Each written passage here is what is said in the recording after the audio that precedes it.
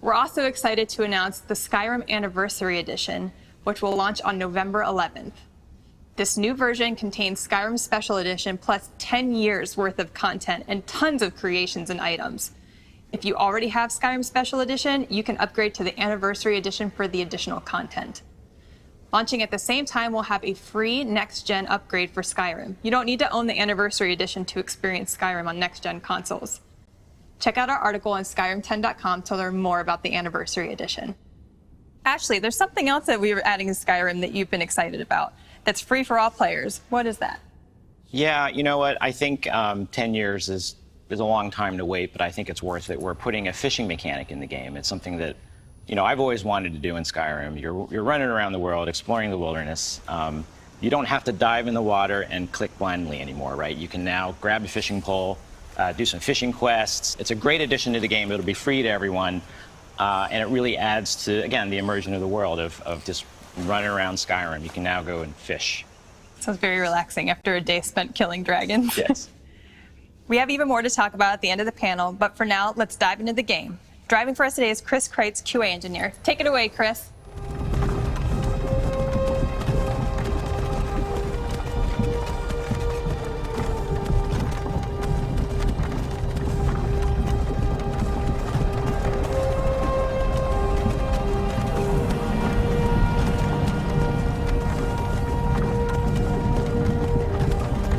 Could you imagine that the community would be playing Skyrim 10 years later this long? What does that feel like as somebody that's been working on the game for so long? Honestly, it's pretty amazing. We have an amazing mod community who supports our games, and we've built that over the years, but 10 years, I mean, that's insane. And we love that. We love that about our fans, that they continue to add content. It just makes the game so much better and kind of give it its own life and lets it sort of last forever. You can keep playing because there's so much to do. And this is the iconic Carriage Ride that has now become, I think, a meme for the ages. How did the team settle on what the opening was going to be for Skyrim? I think we always knew you were going to be carted off to your execution. I think at one point you were walking. I don't know when the cart ride came online. Do you remember that?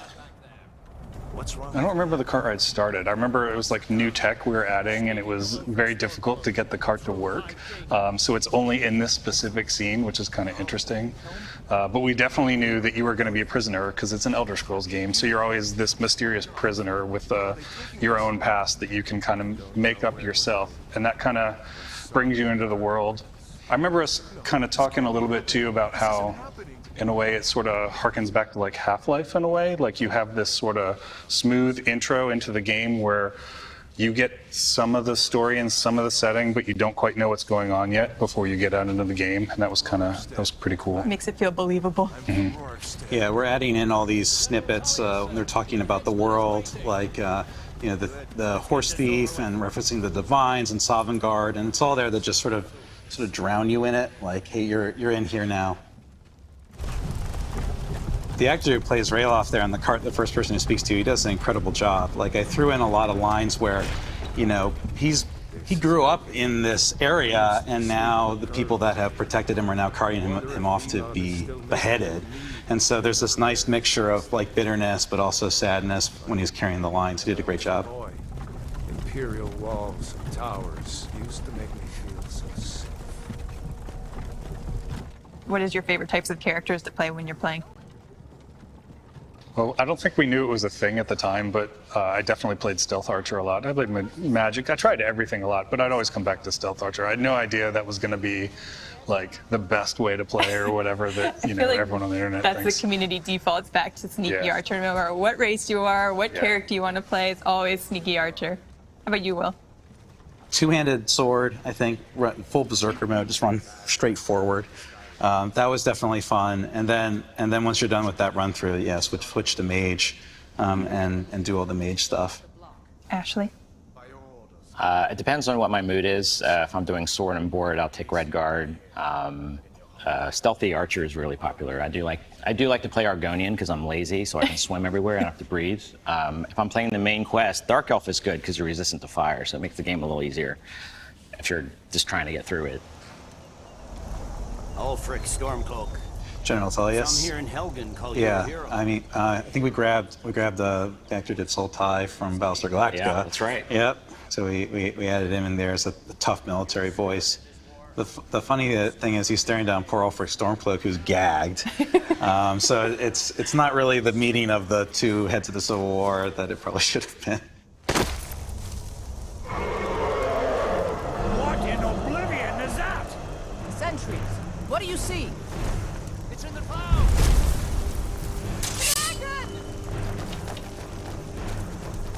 So this is the first introduction of Alduin. What were the main inspirations for Alduin's design? Adam Adamowicz, our concept artist, did do the designs for the dragons. And we looked at an old movie, Dragon Slayer, because they're like wyvern dragons, and it was really cool. It's like ILM did the effects on that. So that was a good inspiration. And then Reign of Fire was a movie that had come out recently. We used that for like the aggressiveness for how they would stomp across the ground. That movie was a really, really cool reference. So those two films, I think, were good reference. And then with Alduin specifically, we had to make him, you know, a lot more intimidating. And so he was sort of like, he was like lava rock that came to life. Like he's older and ancient and just a different league from the regular dragons. That's kind of how we set him apart. He definitely has that ominous look to him compared to some of the other ones. I mean, they're all scary when you run into them, but he definitely has like that almost devil horn look to his head. How did you develop the dragon language? What goes into creating a whole new language? Oh wow, that was almost entirely Emil. So yeah, Emil did the language itself and what all the words mean. And then the idea for the shapes was our concept artist, Adam, again. He was thinking about how would a dragon write and what would that be like? So the actual characters are imagining dragon claws, like turning and scraping rock. So those are all basically dragon scratches to make the characters for the language. And then Emil took all that and just ran with it and came up with the shouts and the language and what all the words meant. So it is like a partially full language that we use for a lot of stuff. Yeah, and all the gameplay-wise, all the shouts had 3 components. So every time you see the writing, their entire language is built on combining 3 words together.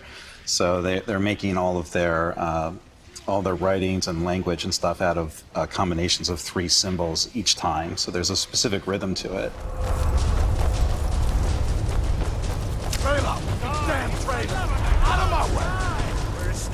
So the big moment with, are you going to choose the Empire or the Stormcloaks here? When we originally wrote this, I actually had like full dialogue come up and you can ask them questions and things, but like there's a dragon flying around and you would just die because we were locking you in. So that's when we decided, okay, they're just going to stand off and then go to do 2 different entrances, and where you physically go is the choice. Who do you usually pick? Oh, I go with Ralof all the time because I love his voice actor. But Hadvar's good too. Keep moving. Come here. I always think it's funny, like this is the best part of character gen because the Empire is basically like, yeah, we were just about to decapitate you, but don't worry about that. That was a mistake. Just come with us. Trust me. We need your help. Like, yeah, we had to have like Hadvar doing heroic things to make you realize the Empire's not so bad. That's why he's rescuing the kid. He's like leading you to save you from the dragon, even though he was just about to kill you. He's like, oh, We're friends now. It's fine. We got bigger things to worry about now. See if one of these chests has some armor for you. And this is a community question from Get Kleenex. When writing Skyrim, did you have an idea for the conflicts already? Or were they always going to be what they were? Or did you come up with things on the fly, like as the development process went? Oh, I think we knew about that super early. yeah, the Civil War was sort of the backdrop for the whole game. We knew that. And we knew that you as the player, you weren't going to necessarily end the Civil War, but you could like help shift things a little because we wanted that conflict as part of the story, but it wasn't the main part of the story. The main part is that you're Dragonborn and you have to defeat Alduin. So yeah, that setting, that was part of the setting and always there. That was one of the early ideas. That and being Dragonborn, I think, were the 2 main things that started the story. It's fun too, writing something with so much established fiction. So a lot of the cities and settlements are things that were referenced previously, either in earlier games or in books of other games. So we would have like one sentence that we would then have to expound upon for the entire city. The Dragonborn Part 2 was important in this game because with Oblivion, you were just sort of an accidental hero. You were in a jail cell and you weren't anybody special. And then all the way back to Morrowind, you were like the reincarnation of a god. So we went from you were a very special character to kind of a nobody who becomes a hero to then kind of coming back to this game and saying, yeah, there's something actually special about you again and why you're the one who's gonna save the world ultimately. So it's kind of fun, I guess, going through all the games and doing something different. Great job, Chris, but if he were a normal player, he would be stripping this area. Like, he would be stealing everything right now. It's my understanding that people, because that's what I do, I steal everything and I sell it all when I get out, so I have enough money. You know, we try to say yes to the player. So can I open this? Yes. Can I take all of this stuff? Yes. Yeah, we tried to make all the clutter have purpose, too. Right. It wasn't just like, oh, here's things that you don't interact with, you know. All the items had value or were useful in some way. And I think that's really important. Like, you can root through everybody's stuff and steal it and do something with it, or at least sell it. See if you can get it open with some picks. Lockpicks. Yeah, so this is us introducing you to how the lockpicking minigame works.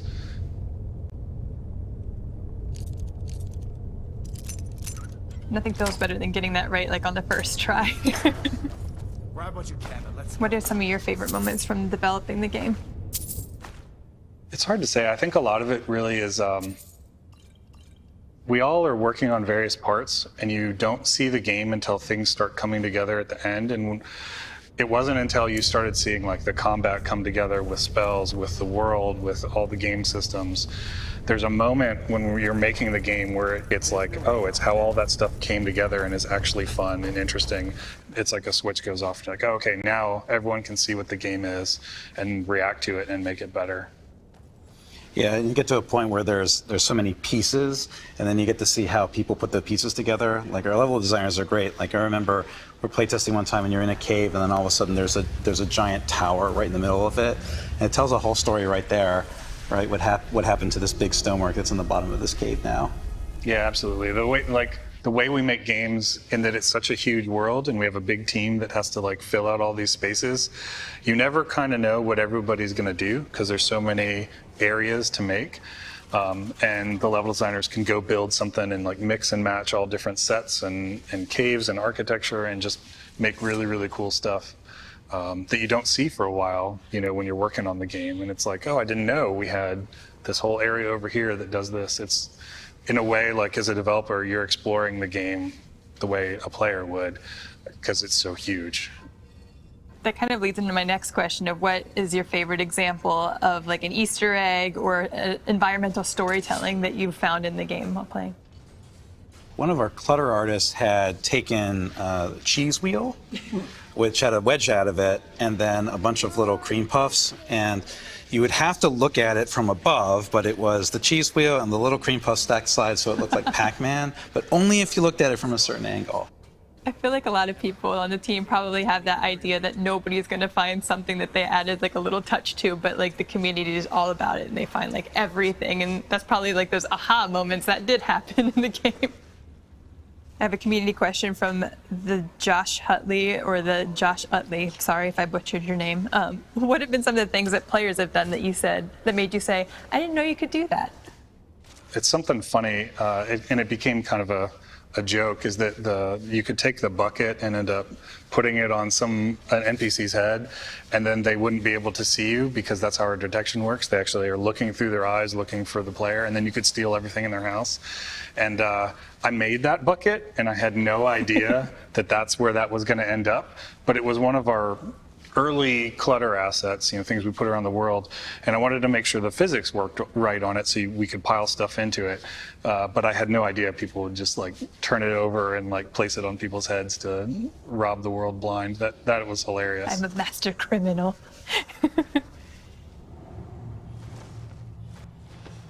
The exit to character gen, yes. So we spent a lot of time on this because now you're free, you're open to the world. And we wanted to present it that way, like here's this path that kind of leads off into the world, and there's a nice big reveal and a really, you know, epic view, and it gives the player the sense that like, hey, welcome to the world, and you can go So you can go anywhere. You can go play anywhere you want. It almost seems to entice you with the paths there, but then you also can see Bleak Falls in the background, so you're probably like encouraged almost to want to go there first, even though the path is leading you somewhere else.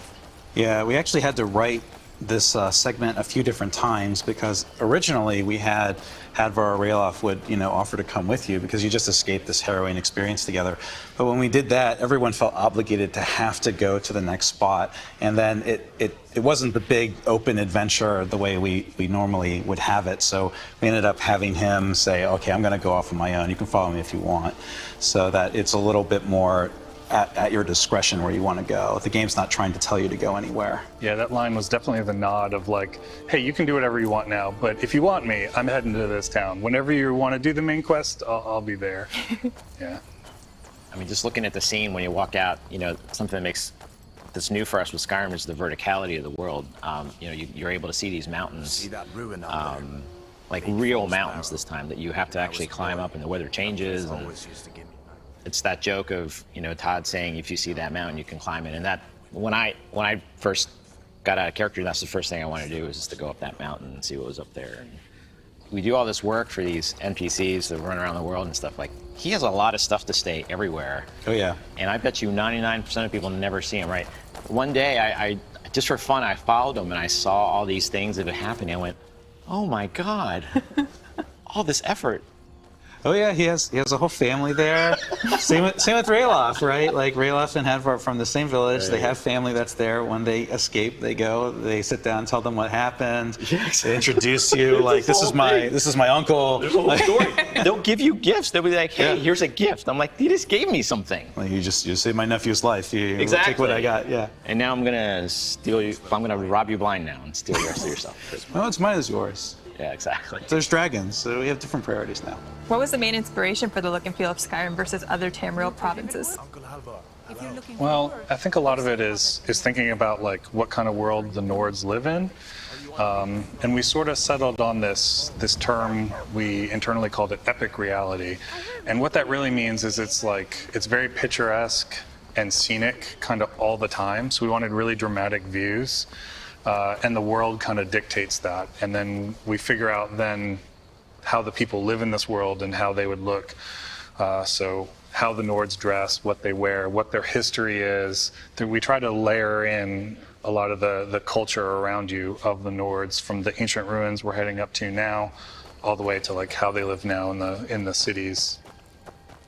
And a lot of that, like the Nordic ruins, some of the inspiration there was like, oddly enough, like Egyptian ruins. Oh, cool. And we were talking to Adam about like, how do we come up with what's an ancient Nordic, ruin? What would it be?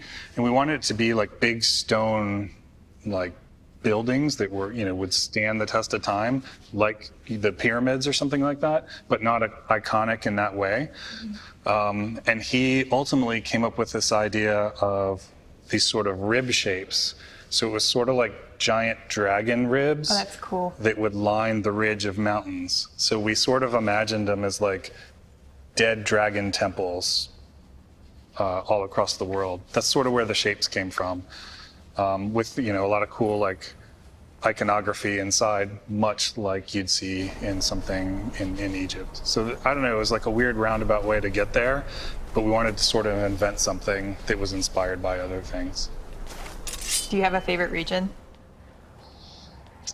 I think it just changes as I play. I don't know why that is. I don't know, it depends. I think actually the classic kind of pine forest mountains that we're in now, I think to me is the most iconic Skyrim, and coming up to the ruins, stuff like this.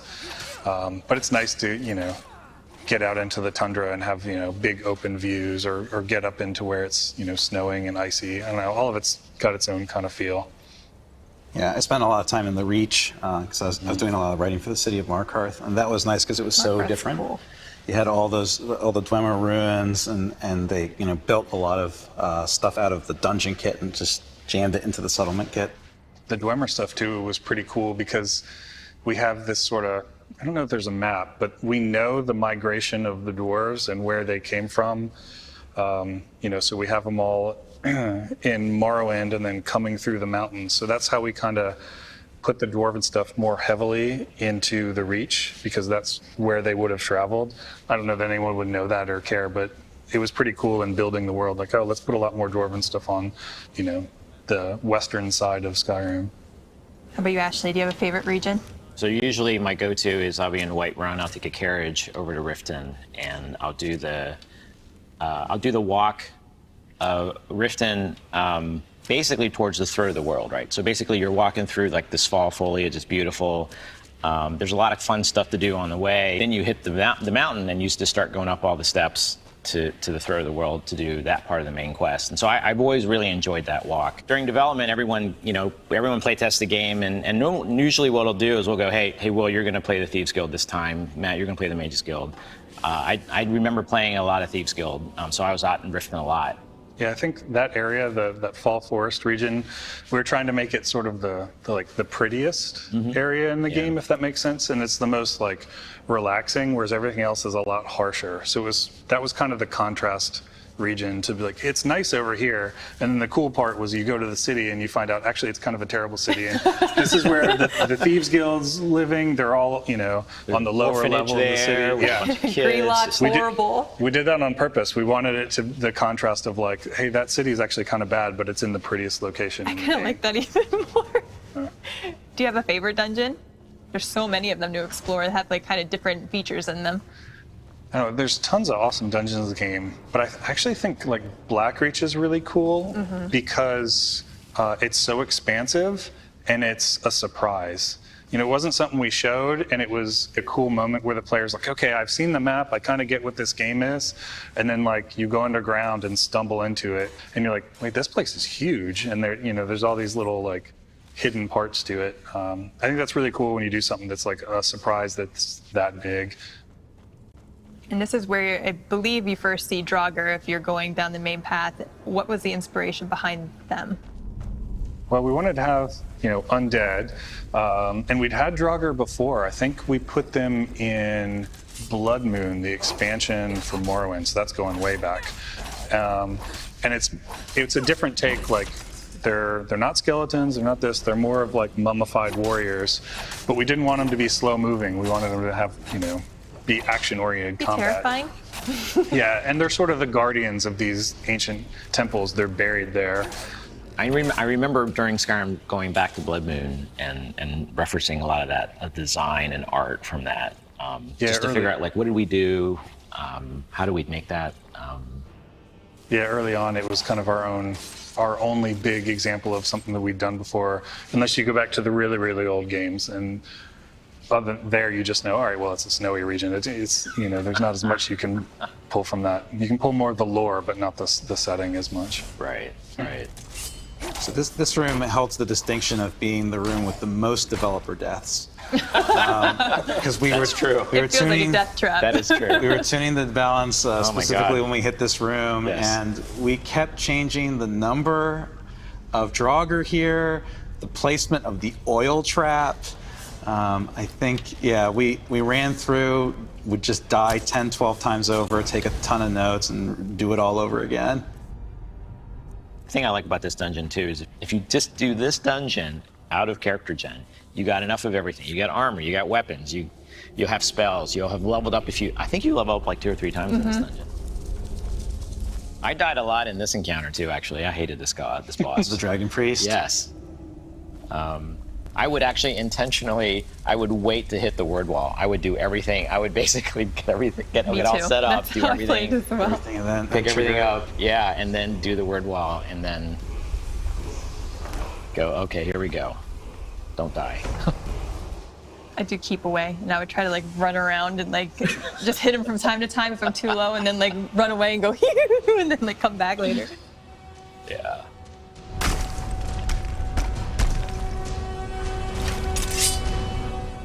I think we have enough time to maybe get through this one guy, and as was said to be the case with Skyrim, we got lost with time, so we'll have to come back again and maybe do another follow-up panel where we go to Whiterun. Yeah, exactly.